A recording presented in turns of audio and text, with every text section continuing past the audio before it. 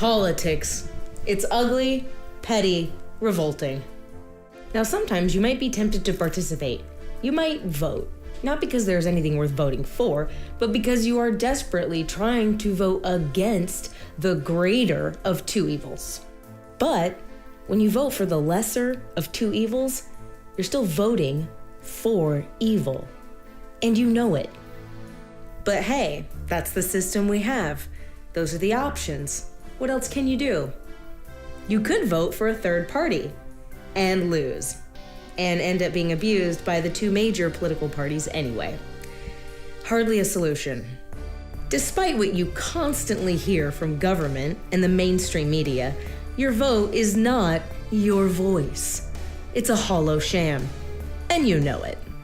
The establishment gives you a couple of power-happy, opportunistic crooks to choose from, and after you pick one, they tell you that you consented to whatever happens after that. Americans may laugh at those countries which have elections, but where there's only one corrupt megalomaniac on the ballot. But putting two corrupt megalomaniacs on the ballot isn't any better. No, you're not free.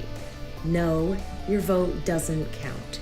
No, the ruling class doesn't care what you want. And it is a ruling class.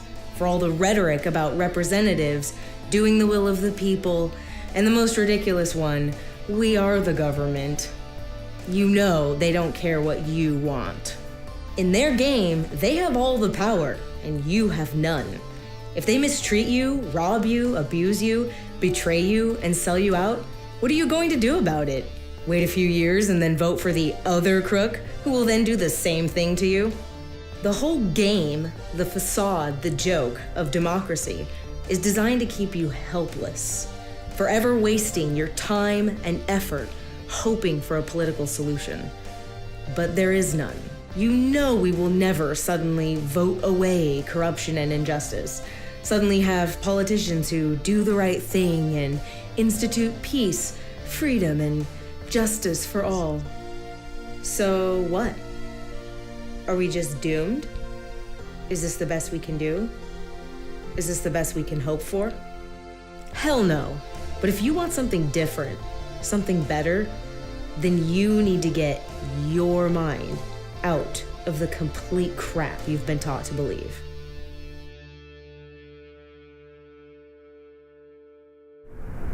The truth is, you own yourself. No one has a right to your life, your body, your time and energy, or the fruits of your labor without your consent. Of course, if someone commits aggression against you, trying to assault or rob you, you have the right to defend yourself. But you do not have the right to be the aggressor, the one who starts a fight. This is called the non-aggression principle, and even if you've never heard it called that, most of us learned this when we were little children. Don't hurt people, and don't take their stuff. Simple. So far, all of this may seem pretty obvious, and you're probably thinking, well, who would disagree with that? It's how most people think and act in their day-to-day lives. However, while most people understand the concepts of live and let live and peaceful coexistence, almost everyone has been taught to believe that there's an exception when it comes to politics and government. We've been taught that so-called lawmakers and law enforcers have the right to do things that the rest of us don't, that it's legitimate and necessary for government to tax and control you and me, even if we're not threatening or harming anyone. The truth is so easy to say, but so hard for most people to hear, because it goes against what you have heard all your life from parents, teachers, politicians, and the talking heads on TV. The truth is, no election, no constitution, no political ritual, nothing can give anyone the moral right to rule.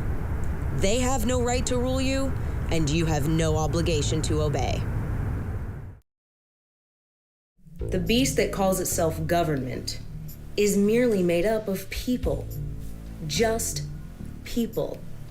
They have no special virtues. They have no special wisdom. And they have no special rights. In fact, those that gravitate towards positions of power are some of the worst people in the world, and the last people you should listen to or obey. They call their commands law, and they call their extortion taxes, and they tell you that disobeying, breaking the law, makes you a bad person. As if disobeying the arbitrary crap issued by a bunch of crooked politicians is the equivalent of disobeying the commands of the gods. So, do you feel shame and guilt if you break the law? Do you think that whether you're a good person depends on whether you're a law-abiding taxpayer? Because it doesn't. Obviously, you shouldn't steal stuff, assault people, and things like that. But it's not because somebody wrote a law about it. It's because those things are inherently wrong. And when using violence against non-violent people becomes legal and is carried out by agents of government, it's still wrong. You can call it taxation, or law enforcement, or national defense, but committing aggression against another is still immoral. Indeed, the worst atrocities in history were legal and were carried out by law enforcers. So, am I saying that you shouldn't respect the law? Am I saying that you shouldn't respect the authority of government? Yes, that is exactly what I am saying. Do you really want to let a bunch of politicians tell you what is right and wrong instead of using your own moral compass, your conscience? Why would you let some of the worst people in the world tell you what you should and shouldn't do? You have a mind, you have a heart. Use them.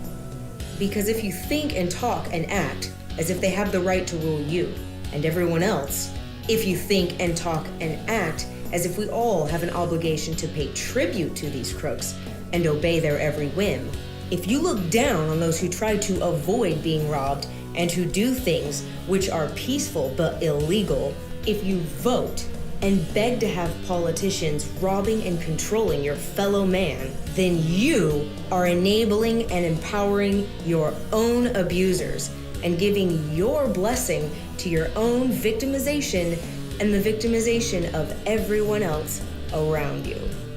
Stop acting as an accomplice to liars and crooks, thugs and thieves. We are taught that if government wasn't dominating and controlling us, we would all behave like stupid, violent animals. As if a peaceful society is only possible because of the benevolence and wisdom of politicians. That's not just a lie, it's a ridiculous lie. Government is nothing but a giant coercion machine, interfering by force in the lives of everyone and limiting everyone's options. And politics is based entirely upon divide and conquer. Those in power want all of us to be at odds with each other, to be divided by race, sex, age, income, religion, nationality, and so on. They need us to fear, distrust, hate, and resent each other so that each of us keeps begging them to use their power to forcibly control everybody else. And when we fall for that trick, the only ones who win are the politicians. Those in government get their power from you, from your vote, your compliance, your obedience, your words, or even just from your silence. For all of their rituals, all their grandiose buildings and fancy titles, all the rhetoric they use to disguise what they really are and what they really do, government is nothing more than a gang of thugs and thieves. But if you think and talk and act as if they are your rightful lords and masters, then they will treat you like they own you, as if you are nothing more than human livestock. Because of the people who blindly obey orders, who do the politicians' bidding, those in government may have the ability to dominate and rob you, but they have never had the right.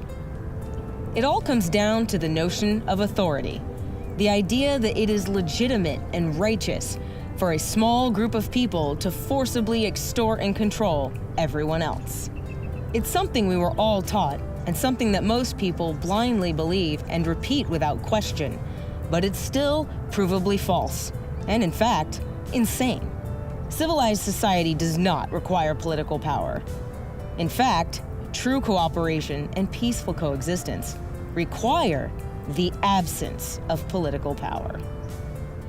Yes, I realize this goes against pretty much everything you have heard and everything you've been taught to believe, but it is the absolute truth. If you want clear, indisputable proof, then read The Most Dangerous Superstition by Larkin Rose. It will change the way you see the world by showing you the world as it really is.